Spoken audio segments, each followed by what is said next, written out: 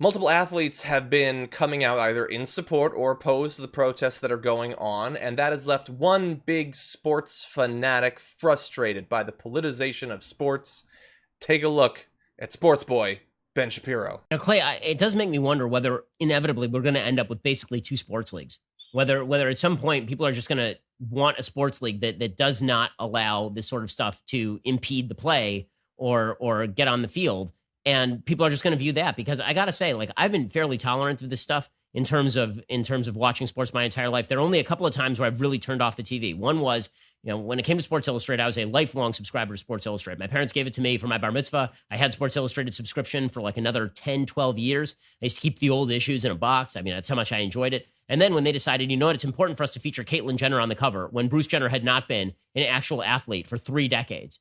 And all of a sudden I'm reading about transgenderism in Sports Illustrated. I was like, okay, I'm done. I can't do this anymore because this has nothing to do with sports. And I subscribe to a sports magazine. I'm not doing this anymore. And the other is during the Kaepernick protest, when it became incumbent on people to somehow approve of the hands up, don't shoot symbology that was being put out by particular players. I'm tempted to do the same with the NBA now that you have LeBron James, who was willing to basically virtue signal on behalf of the communist Chinese government, but rip Drew Brees. It's getting to the point where I don't want to watch sports.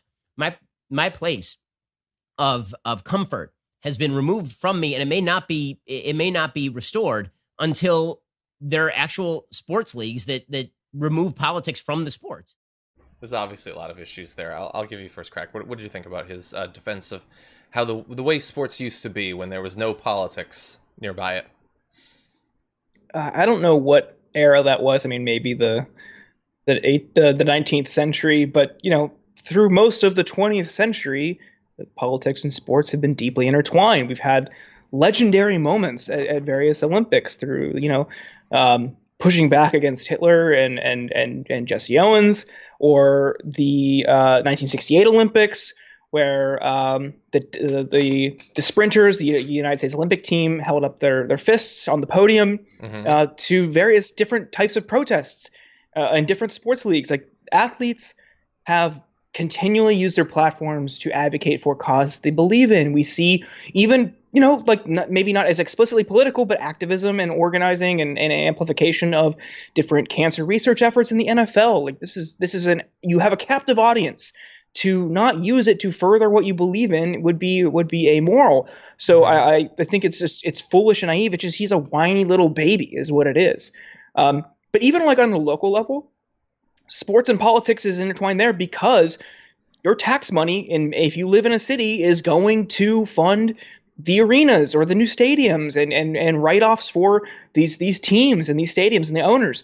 So even at the local level, sports and politics are deeply intertwined, because through levies and different sin taxes, you're paying for new arenas, or you're giving them tax write-offs. So even at the local level, it's still intertwined. But he's mad about the activism, and he's only mad about activism that goes against his worldview. And for someone who claims to be so open-minded and always willing to hear opposing viewpoints, like, he's deeply upset and crying that people who have different outlooks than him have a platform and are using that to further their interests.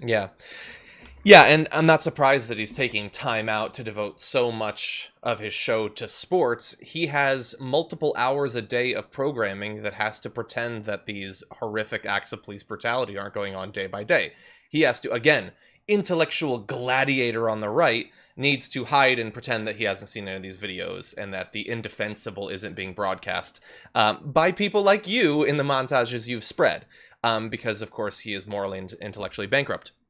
I love that in a time where protests are going on around the country about race-based discrimination and police brutality and systemic racism, his first solution is to go back to having separate sports leagues. I thought that was a nice little historical throwback there. I noticed that. I found it interesting that he said he had to stop watching sports on TV because of a magazine cover that he saw. And I think the whole thing about him keeping a box full of Sports Illustrated, I'll just leave that. I wonder which ones. Fill in the blanks for yourself. Does he know that they have it on the internet? Anyway, and by the way, the fake, like, I just save me from the sports. Like, I can't take the politicization. I mean, LeBron James, he attacked Drew Brees. Wait, I mean, I don't like any commentary in sports. I wasn't saying that LeBron James is wrong, but Drew Brees was right. Although, of course, they are. The hypocrisy is 100% clear. It's just BS. As Jordan laid out, sports and politics have always been intertwined because sports is a part of American culture and society. Its athletes are some of the most high-profile, worshipped people in our society. They are going to occasionally comment on it, and they are not wrong to.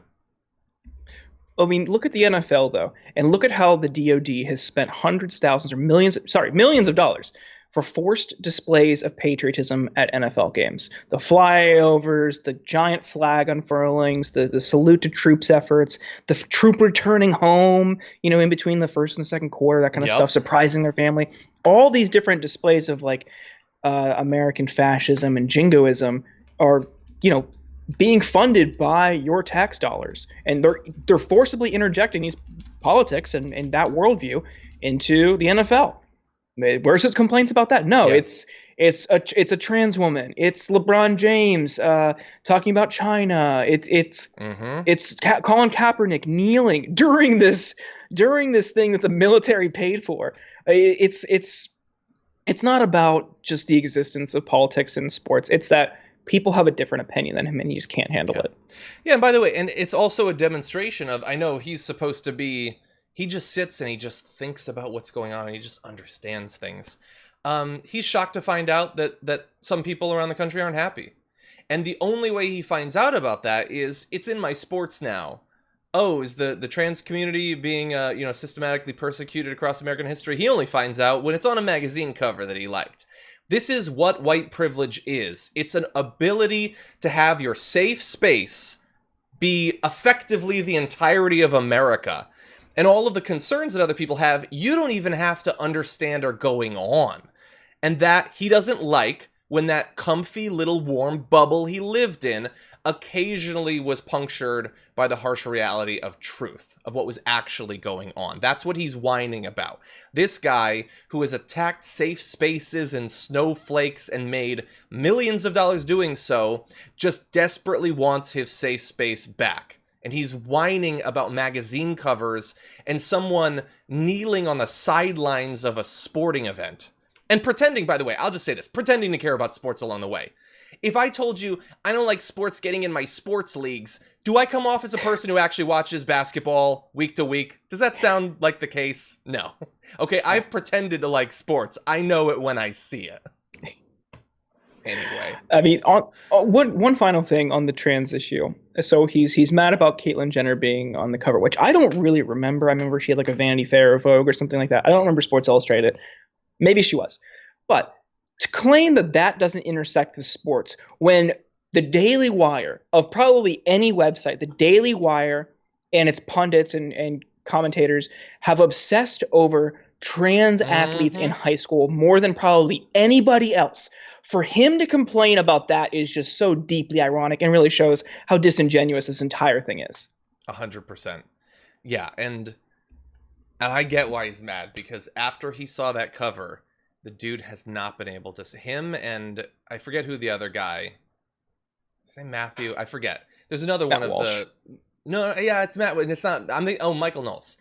These people have not been able to stop thinking about the trans community for 5 consecutive seconds since it was first exposed to them, and it's just enraged them every day. Not enough, despite the fact that they're just overflowing with intellectual curiosity, not enough to actually speak to any of these people and try to understand what their lives are like and the struggles they face. But they sure do talk about the experience a lot. Or just leave them alone.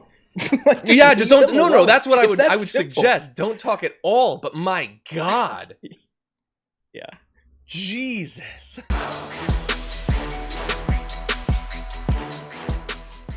Check out the Damage Report podcast each day, wherever you get your podcasts, whether Pocket Casts or Stitcher or iTunes.